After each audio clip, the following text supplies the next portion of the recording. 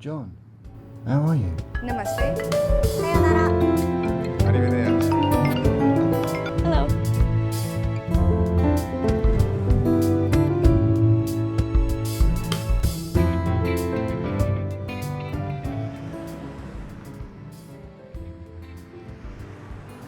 I'm Professor of Evolutionary Psychology at the University of Oxford. I was pondering a rather trivial problem, as I thought at the time, namely why monkeys and apes spend so much of their time leafing through each other's fur, grooming each other. Very short answer to that is to create bonded relationships. So you have friends who will stick by you the moment a predator pops up out of the bush and attempts to eat you. Solution to that problem is always just to form groups. So you know that your best friends are always going to be near you and therefore providing the protection of being in a group, no matter when the predator turns up. We still do this kind of physical contact grooming, although since we don't have a lot of fur left, it tends to take the form of stroking and patting and hugging and so on. At 17 months old, I was diagnosed with a brain tumour. So that's where it all basically began. A few years down the line, I think I might have been 6 years old. They discovered the epilepsy, and then that progressively got worse and worse as years went on. So I do have seizures pretty much daily. Some you may recognise, some may be full physical seizures, some may be blips where I just missed part of a conversation.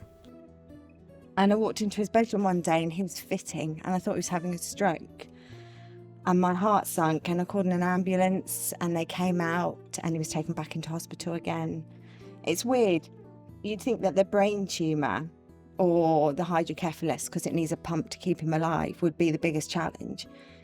But actually it's the epilepsy, it's the seizures, it's the falling down suddenly. Is he going to bang his head on something? You don't get a lot of sleep. Secondary school is when the whole friendship thing really had an impact on me. Where I was out of school so much, everyone I was friends with just sort of stopped waiting. Didn't really have enough patience to wait around, but I can't really blame them. He had no one to talk to, no one to share his fun with, no one to share his trouble with. And he made friends, and then he left to go back into hospital and the friendship group had moved on. Hours upon hours a day on my phone, just doing my own thing, whatever, YouTube, watching videos of all sorts of stuff to pass time. I came to sort of a point where I was like, I've sort of had enough of this. I can't be dealing with this no more. And I know for a fact that there's other people, other children out there like me in the same situation where they're not having the opportunity to spend enough time in school to make friends. And there needs to be something done. There needs to be something done about it.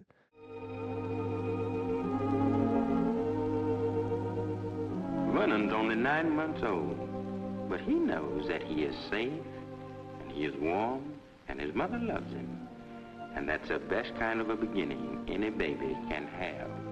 Where I would start this story is the idea of cooperative breeding, which evolutionary anthropologists and many historians believe is the way that we kind of naturally raised children. Human babies are born essentially premature, and because they're born so close together, we actually need support to raise those children. And we have a fantasy that the way we did this was always exclusive biparental care. But now that we have genetic testing, and we can actually look at whether or not certain remains that are interned together were biologically related, we're starting to uncover the reality that people didn't live in families. They had a completely different idea of kinship than what we think of as natural today.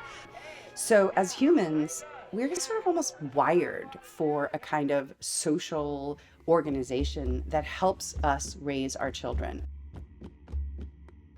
There was a relationship between the size of social groups and the amount of time spent grooming, which sent me off into the libraries searching for data on the size of natural human groups. And And it's that number that's now known as Dunbar's number. It turns out to be about 150. So it pops up all over the place, but also characteristic size of your personal social network.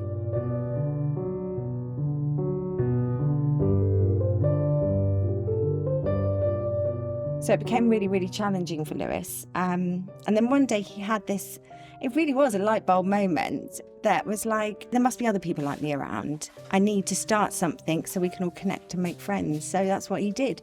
He started this little project called Friend Finder.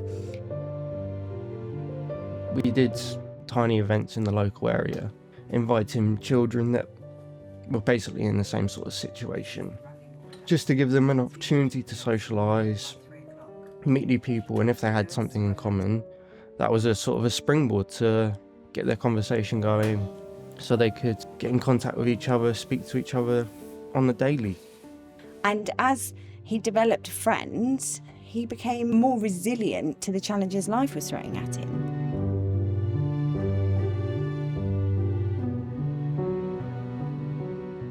We bastardized Darwin, who really did not write about survival of the fittest. That was really an obligatory add-on. If you actually read the Darwin, what he's marveling at page after page is the collaboration and cooperation between all these different species, either amongst themselves or with each other, in order to ensure mutual survival and mutual flourishing. And human beings, to the extent that we're a highly evolved species, it's because we have a highly evolved set of mechanisms for interaction and communication and socializing.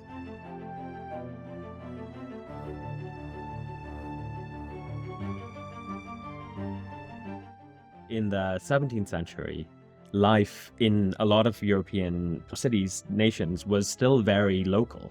And if you needed stuff done, or if you were just negotiating the politics of day-to-day life, where your water came from, who was going to get married to who, a lot of that was local. It was about going out into the village, and so it was all negotiated through these face-to-face connections. And so there was a sort of overlapping of the world of friendship and all these personal relationships that could be quite complex, multifaceted. With colonialism, you suddenly get a revolution in transportation, you get a revolution in communication, you get all these trade links being forged across the world, where not only goods and relationships, but often people were reduced to names and numbers and ledgers. So it's a very reductive sort of technology that thins out relationships and turns people into things that can be commodified. Racism was created for economic purposes. And to a small extent, Darwin participated in that, but not nearly as much as some of those who then picked up his ideas, particularly Herbert Spencer and other people. What Spencer did was to say, look, there's a natural order taking place in human society here. We got the millionaires at the top, and they're there because they are superior. They are fitter in evolutionary terms than the rest of society, and anything which interferes with their position, which says they should have their power moderated by taxation, by regulation, by organised labour, by collective bargaining, that will interfere with the natural order of things and will ensure that the fittest do not survive, and so it should be stopped. The British soldier. All around the globe you'll find him, from Gibraltar to Hong Kong. I am in pension in Knowles. That's what I'm known as. My name is Billy. I come from Newcastle, just outside of Newcastle, a place called Wallsend. I was a young junior soldier at 15-year-old. So friendship is quite big in the infantry. It's probably quite big in the whole army, but in the infantry, like I say, you've got to look after each other. Something's going to hit the fan, and you want to know that them lot are going to back it all up. And now, pushing through the rustling curtains of green, the months of careful training tells, keeping him alert, suspicious. Yeah, my wife died, so I'm rotting around now in a big 3-bedroom house by myself, and I thought, I don't like this. So my first posting was 2.5 years in Singapore, and then my 22 years came up. The thing was, why I joined here, basically, because she died early. She was 10 years younger than me, and it was the last thing I expected. Your life changes, absolutely changes, you know. Silence, absolutely silence.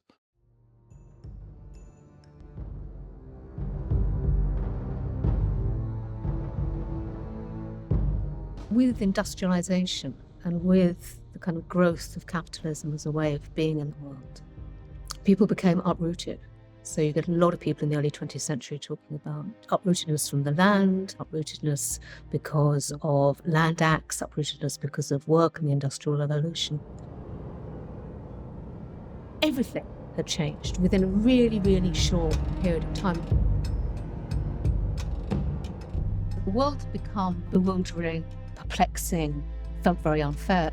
So what the fictions of fascism and then totalitarianism gave was explanations. So the reason why you're like this, it's the Jews. The reason why, we're in such a bad way, it's our class enemies.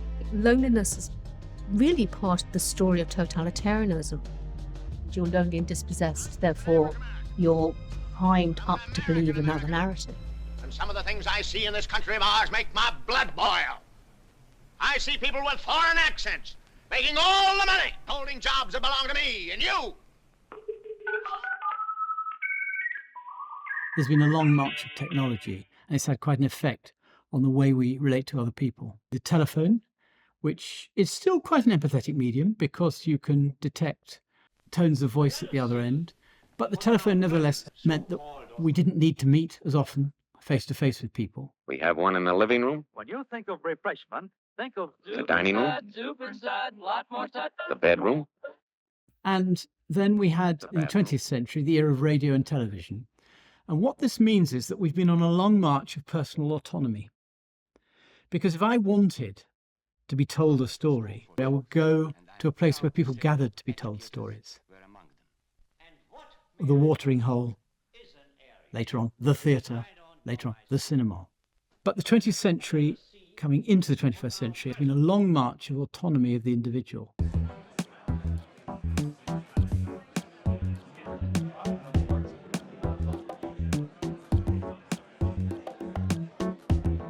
We're here on a wet Sunday afternoon in Waterloo. Ultimately, most people might think, oh, I'm going to have a quiet evening in, I'm going to, watch Netflix. But what we've created is a space where everyone can come and connect over a simple activity like a board game. It was a sort of growing feeling coming out of the pandemic. We had sort of 2 years of social distancing where if you're not building connections and you're not building friendships, you're losing them. And so I came out of the pandemic really determined that, I'm going to rebuild that social circle. I joined a running club, then realized I don't want to do running every single week. I looked out there and it seemed to be all faith groups. It seemed to be a lot there around sort of protected characteristics, but not anything around just spaces for genuine connection around young people. And it wasn't just me. There were so many others who were feeling that sort of same frustration.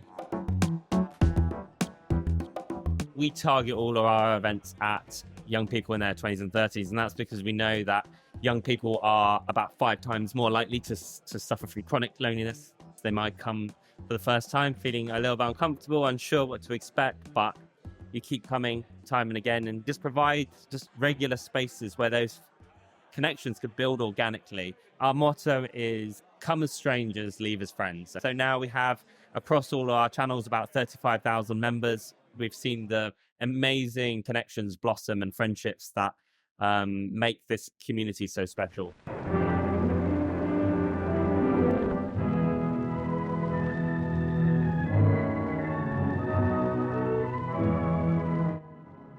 A lot of Americans who fought in Europe during World War II were exposed to communist ideas and socialist ideas and European ideas of social democracy. And so when all those GIs came home, there was a real fear in the United States among the government and officials and people in power that these young men would become inspired by these ideas of communism.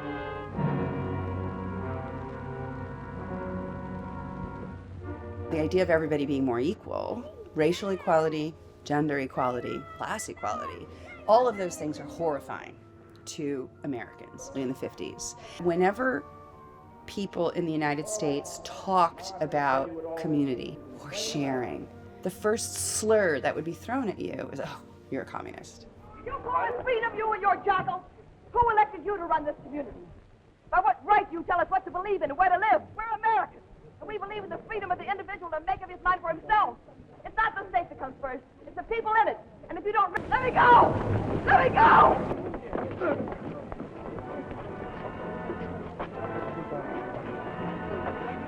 And so there was a real conscious decision made to isolate people in the suburbs.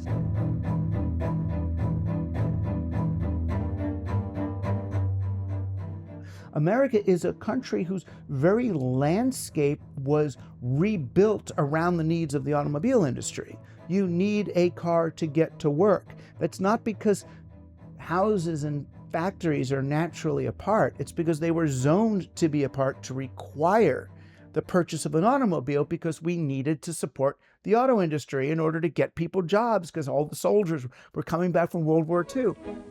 If we decide to buy a car, we'll find that our banks offer economical plans for automobile financing. Plans that are tailored to our individual requirements.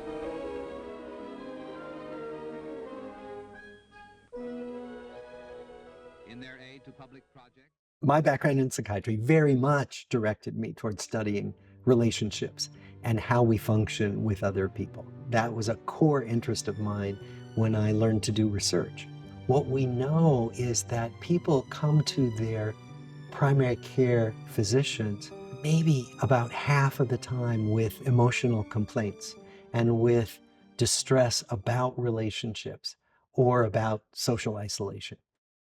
You know, ladies, no matter how often you use a greasy cream or scrub your face with soap, if you'll forgive my saying this, you still leave some dirt behind. So, beginning in the 1950s in the United States, people stopped going out, they stopped inviting people over, they stopped joining and volunteering. And it had to do, it seems, with the introduction of television into our living rooms. Everyone stayed home.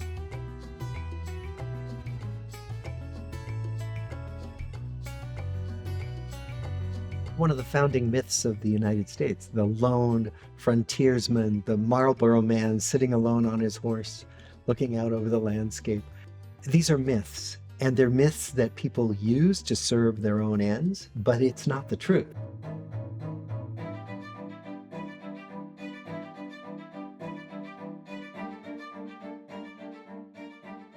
And this is something we're taught at a very early age with school testing, with this rigorous regime of assessment and monitoring at school, which then continues into higher education, continues into the workplace, continues into every aspect of life as we are taught it. At the heart of individuation is competition. If we are to be separated from each other, we have to be thrown into competition with each other and to see that other person as a threat.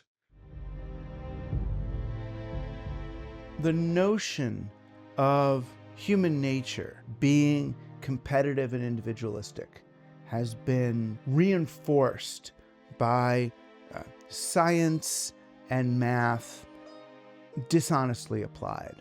The Stanley Milgram experiments to see if people are going to give other people electric shocks. They found out, yeah, people are giving these fatal doses to each other, therefore we're all just Nazis, willing to do horrible things. But the reason why they did it was because there was an authority figure there telling them to do it, or telling them that it's okay. Fine. I'm going to ask you to close your eyes and estimate the number of volts you receive in the sample shock. Do not open your eyes until I tell you to do so, please. Would you close them now? When you feel all alone, keep walking. I've always sung in choirs, and then had my first child. I got to a stage where I was just didn't know what was going on, constantly felt as though I wasn't looking after my baby or attentive enough to my baby, stopped working, and then got really depressed. And it turns your relationship with pretty much everyone upside down because you are so at sea. There's all this huge variety of experience and actually huge amount of trauma. Some people are just so stressed about their child that, you know, they can't think about anything else. And so I started a choir for parents.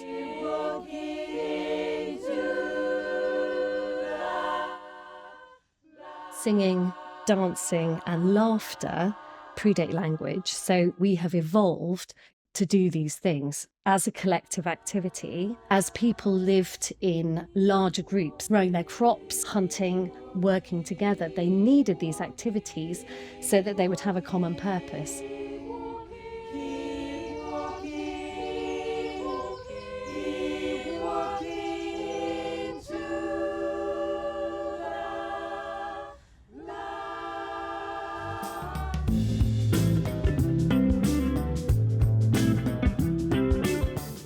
1960s got dangerously communal for business, right? Kids, maybe they were buying jeans and moccasins and guitars, but they were starting to spend a lot of time hanging out with each other. They wanted to drop out and go to Woodstock and enjoy one another and have sex and do drugs and play music and work as little as possible.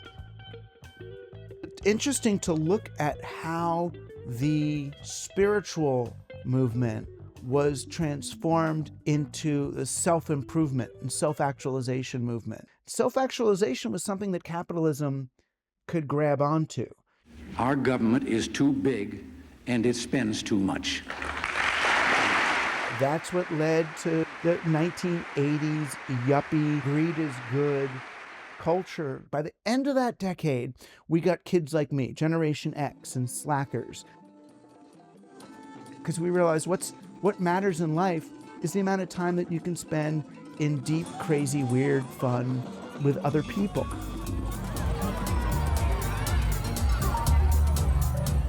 I experienced my first raves shortly after I lost my best friend in a car crash, and we were together in the car, and he got impaled and died next to me, and it went in my body in a really traumatic way. The thing that was so great for me about rave is being with 1,000 people, moving and dancing.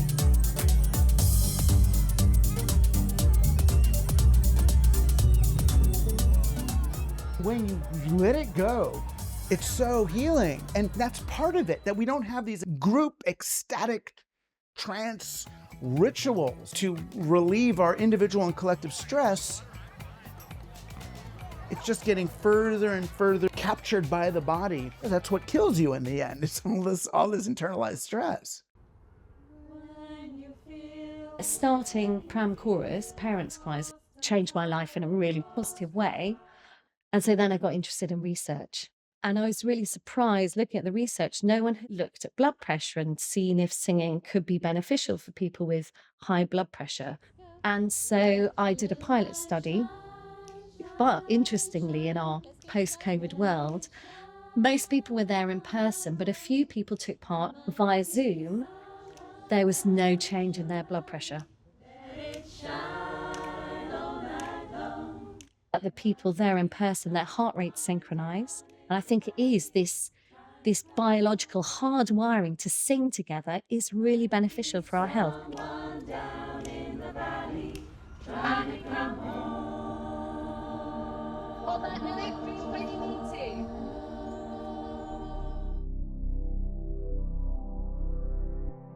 It's called the Harvard Study of Adult Development.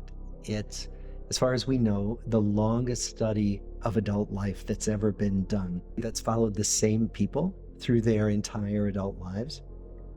It began in 1938. We found many, many things. So there are hundreds of papers published in academic journals from this study. But the thing that we found that we at first didn't actually believe was the finding that just as powerful as health factors in predicting how you were going to do throughout your life was how connected you were to other people. That people who were more socially connected and people who reported having warmer relationships with other people actually stayed healthier and lived longer than the people who were more isolated.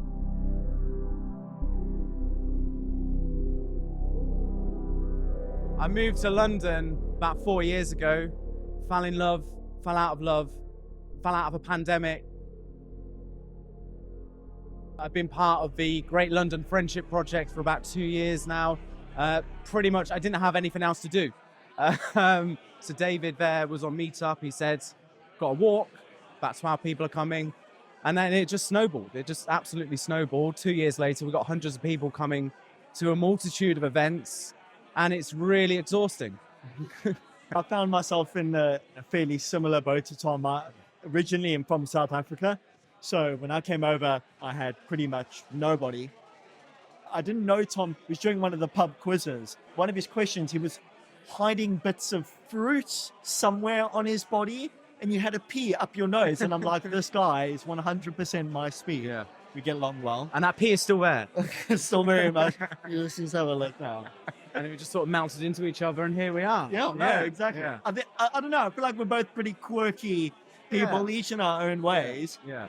I know that there's a lot of people here who probably felt like I did 2 years ago. So that's given me that sense of compassion, and that makes me feel really happy. And that's why I keep coming back. It's quite addictive.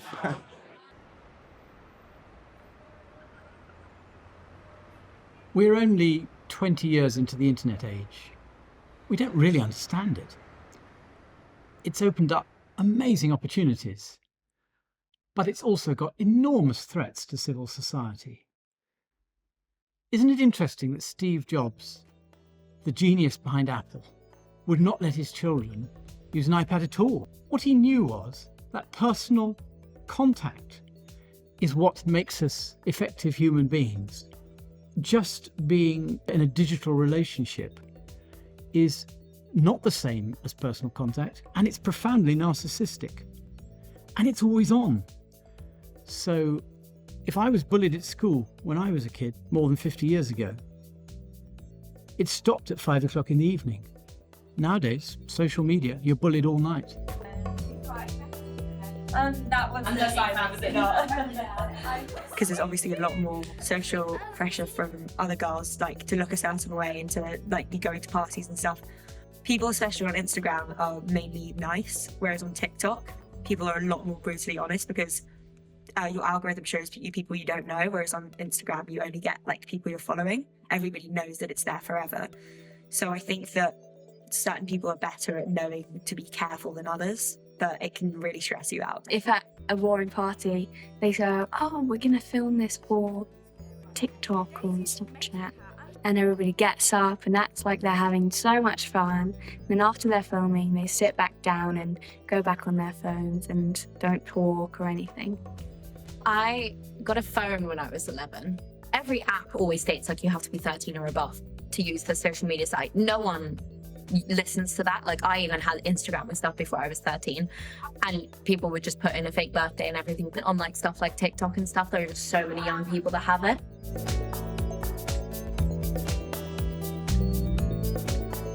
I mean, I have been at home, you know, just sitting watching TV or something, and then I get a ping and they check Instagram or something because I'm bored, and then I see that loads of people are hanging out and I'm like, oh, I wish I was there. I don't know why that didn't blow up. Did it get taken down?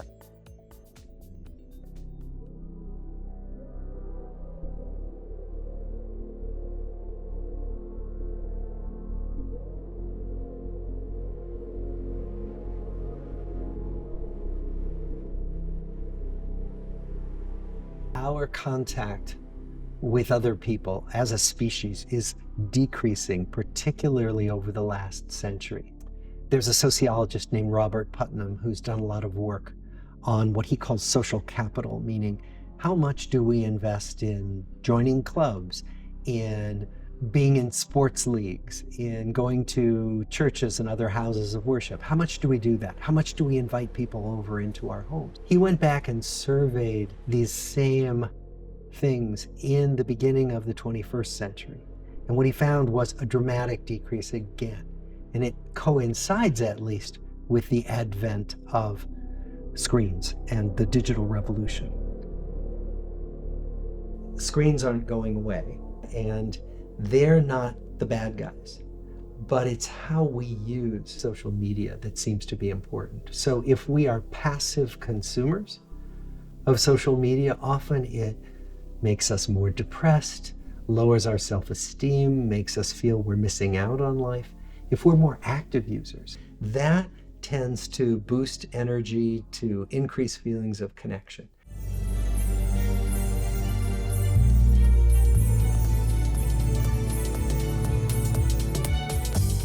When he turned 16, he put a video on Facebook, just 90 seconds of his life in his little group friend finder, and it went viral.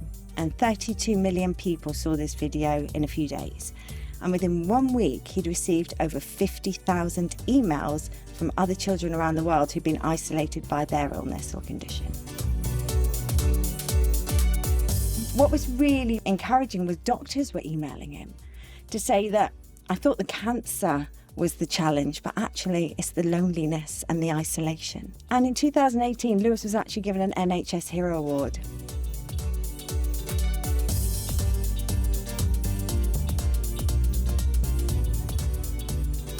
And the NHS recognised that Lewis was actually providing a service they didn't, and that friendship was as good as medicine as the traditional medicine.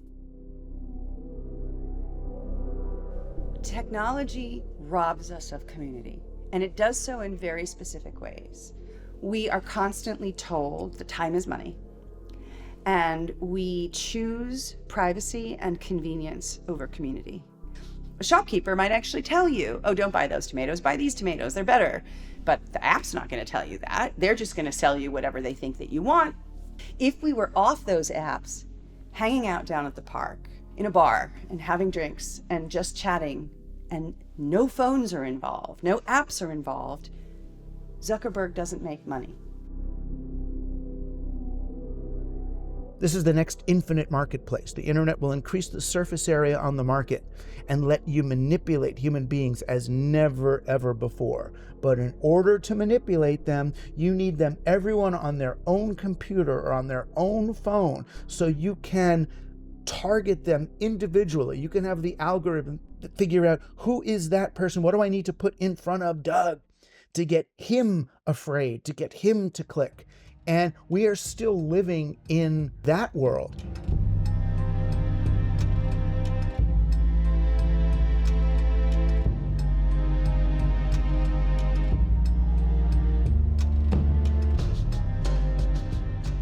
Rather than blame the economic system, blame these other people, and particularly blame the government. And that means that you don't trust your teacher. You don't trust the librarians who are giving your children books that are going to make them, somehow not properly heterosexual when they grow up. You don't trust the people who are approving the vaccines. You don't trust the police in your neighborhood. If you can't trust basic institutions, the society falls apart, right? When you think of your local little librarian as a representative of the deep state, we are in trouble. And in political terms, this is highly convenient. Because when we get together and when we try to solve our problems together, we immediately become a threat to established power. But the only way we can organise is to come together socially.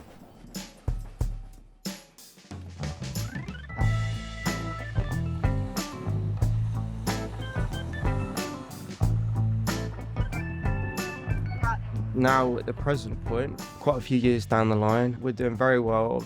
We're back with the events, and the amount of people that are willing to get involved and they want to do as much as they can to help the charity springboard to the next level.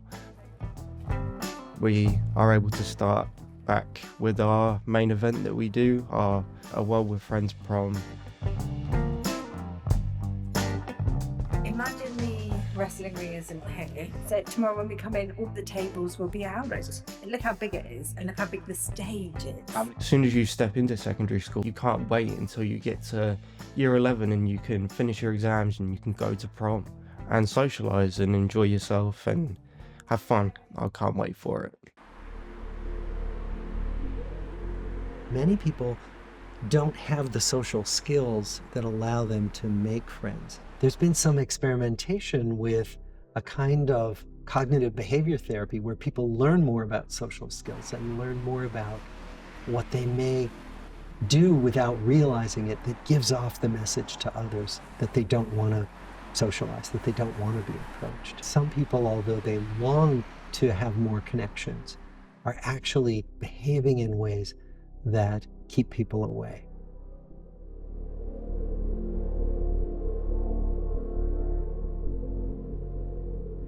We know now that loneliness is epidemic around the world, and particularly in developed nations because of the pandemic, that levels of anxiety, levels of depression have increased. They were there before the pandemic, and so they will continue.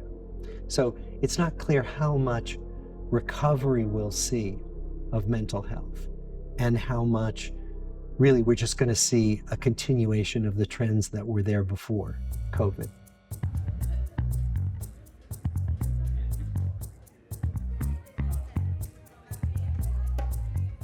We are on schedule. It's all going really well. Here we are at A World with Friends 2022 prom. Everyone's excited, everyone is ready. So I have a genetic connective tissue disorder. So all of my body is too stretchy, and that essentially causes my joints to dislocate. I have a feeding tube where I get all my nutrition from. You struggle to find people to connect with that actually understand what you're going through. I've met people online kind of through Lewis and through World with Friends where kind of I'm still in contact with them now. It makes a huge difference having somebody who genuinely understands and can go, yeah, you know what, I've gone through that, that sucks, I'm here if I can help. So I have a friend that we've kind of chatted quite a lot online. We've got a lot of mutual friends. We haven't met in person ever. So we've followed each other for a while on Instagram and talked to each other, waiting to hear from her. We'll be meeting her today. The ideology that surrounds us is the ideology of isolation. That we are responsible for our own fortune, good or bad. That we owe nothing to society, that there is no such thing as society, only men and women and their families. If somebody is poor, it is entirely their fault that they are poor. If somebody is rich, it is entirely due to their efforts that they are rich. You are overweight, never mind junk food manufacture and advertising and marketing bombarding you all the time. It's your fault because you've got insufficient self-control. We individuate blame for social, structural, economic problems and tell people it's all down to you and you alone are responsible for sorting out your problem, even if it is a society-wide problem that you confront.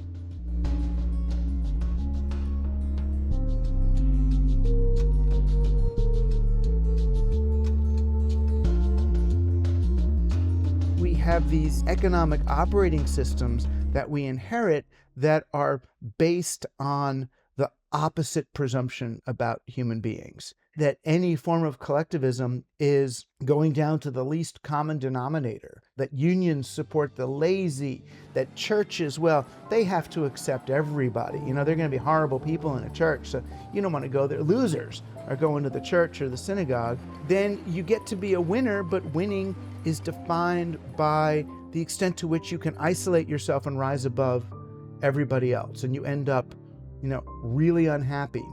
And the sad result of it is how shameful it's become for people to admit their interdependency, that that's almost like a crime, that you're the loser if you have or need friends.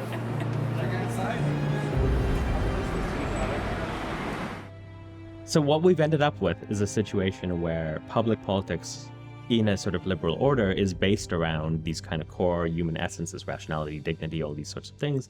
And then friendship becomes a private affair. And that comes with a certain cost that we often tend not to realize. We have secured in the last sort of 50 years a lot of formal equality. So it's illegal to discriminate against people in hiring based on gender or sex or race or all these sorts of things. And yet we find these really persistent patterns of inequality, right? We find that women don't get promoted, ethnic minorities don't get promoted, they don't get hired. We don't have a way of making claim on people's everyday judgments, everyday sentiments, the things that actually orient them to one another in the moment. And that's a politics of friendship. Friendship has a certain power in all its messy unevenness that we struggle without.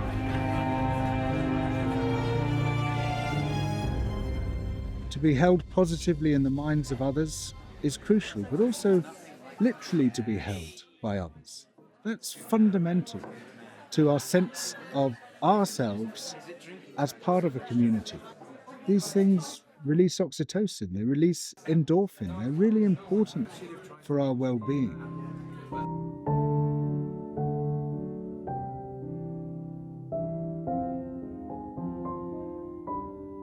I'd always knew about Chelsea. It's the best thing I've ever done. It's companionship. You know who you can talk to. And then Billy joined in, and he came out there. And as he said, it took off. The world's a lot happier place now. I lived next door to Mike Bordell, who was a right pain. I thought, God, he's an ugly looking bugger. we just sort of hit it off straight away. He was just one of them people. Should we say it's ongoing love affair, so to speak, like, you know? I know if I knock on his door, he's going to open it and he's going to talk to us and we can have a chat. If I've got some problems or any problems, we're all sort of mates together on a big long ward. If he's got an issue, he'd come and see me. Yeah. If I've got an issue, I'll go somewhere else. Can't be a loner. You are a loner when you're a youngster. You think you can take the word on this. You can't. You need help, you need support, you need backup.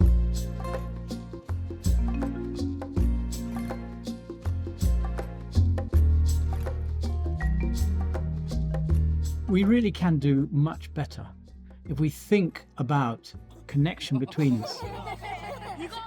It's making sure every child in its early years has the critical emotional eye-to-eye contact that helps you develop as a fully fledged member of human society. And by the way, children in care don't get that. That's why 1 in 4 of the people in prisons were children in care. We need an education system that assesses people's emotional abilities as well as their intellectual abilities. And we need to work on those aspects and help people with those aspects. Engage in things that you care about alongside other people, because it's often casual, repeated contact with the same people that starts relationships growing. And that if you are connecting around something you both enjoy or find meaningful, you're more likely to have things to talk about.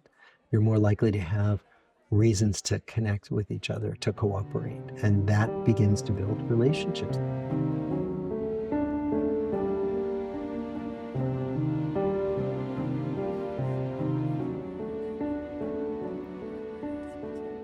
You can let yourself be genuinely curious about someone who's different, including, say, having political views that are different, having behaviors that you don't condone. To be genuinely curious about it is a way to begin to understand the other person. And then it's not just, oh, I need to tolerate that, but, oh, I see how they get there. I see why they see the world that way.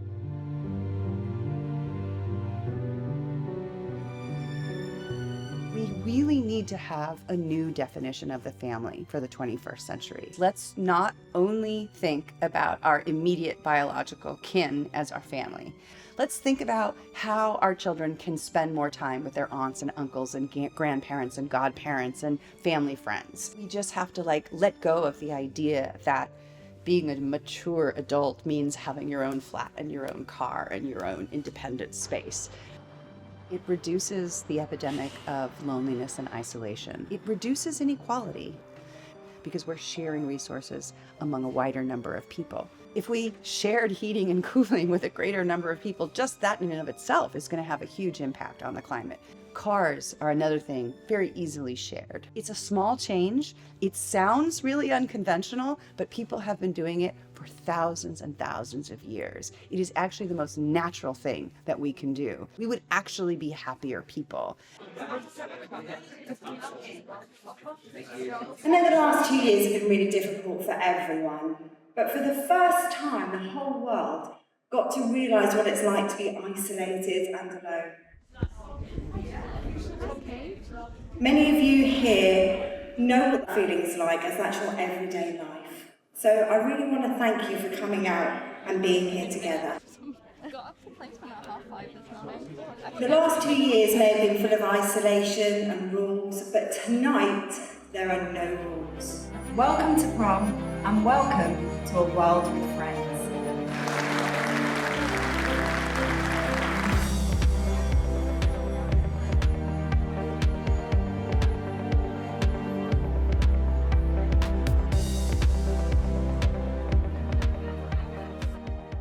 The default state of humanity is to be together, is to work together, is to live together, is to support each other.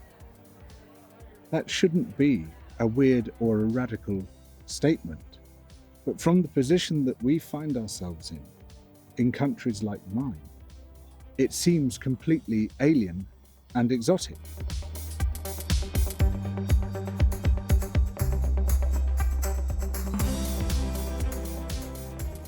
people are annoying. People are annoying. Your spouse is annoying, your kids are annoying, your friends are annoying. The more time you spend with them, the more you know how they're annoying. But it's so much better to be with annoying people than to be with no one. So you've got to be able to tolerate the jokes, the bad breath, the farts, the awkwardness, just as they have to be able to tolerate yours. No matter how much you think your shit doesn't stink. I mean, boy, it may stink worse than theirs. Once you start thinking about it like that, it's like there's just one big social soup, that you're swimming in. And boy, there's so little time. There's so little time left. That potential is being discarded in favor of a booby prize of epic and civilization ending proportion. That the easy way to fix all this is to stop going around and spending all this energy and just sit with the people who are there. And you've got an infinity of joy available to you.